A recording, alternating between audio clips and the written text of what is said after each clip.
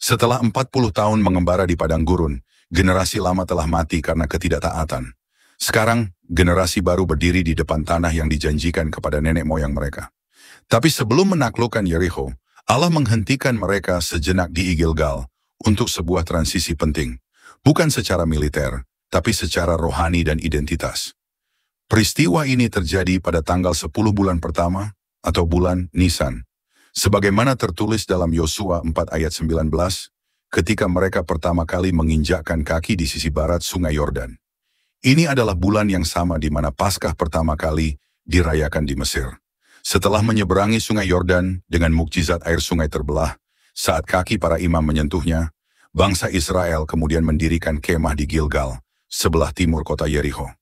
Di sana di bawah pimpinan Yosua, mereka mendirikan 12 batu peringatan, simbol bahwa Tuhan menyertai mereka. Kemudian kitab Yosua 5 ayat 2-9 mencatat, Tuhan memerintahkan sunat bagi seluruh laki-laki generasi baru.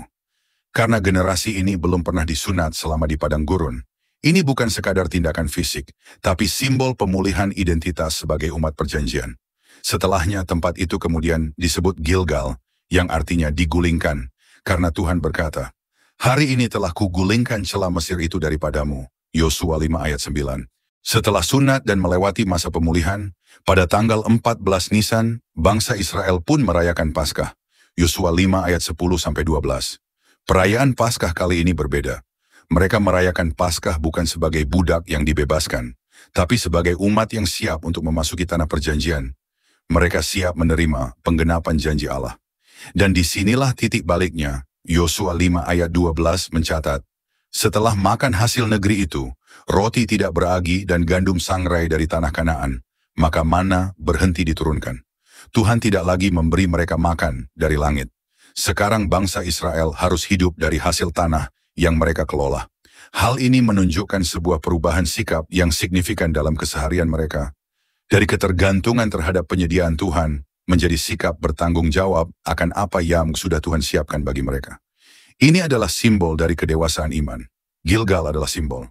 Tempat di mana Tuhan membentuk ulang umatnya sebelum mereka melangkah ke medan perang dan meraih janji Tuhan.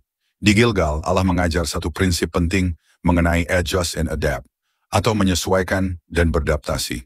Sebelum bangsa Israel memasuki tanah perjanjian, mereka harus diselaraskan, disucikan, dipulihkan, serta disiapkan. Dan ini juga berlaku bagi kita. Setiap kali kita akan memasuki musim baru dalam hidup kita, entah itu pekerjaan baru, tanggung jawab baru, relasi baru, atau panggilan baru, Tuhan sering membawa kita ke Gilgal kita sendiri. Tempat di mana kita diproses, ditata ulang, dibersihkan dari sisa-sisa masa lalu, agar kita siap menerima yang baru, siap menerima janji Tuhan. Ingat, kemenangan besar selalu didahului oleh penyesuaian dan pemurnian pribadi antara kita dengan Tuhan.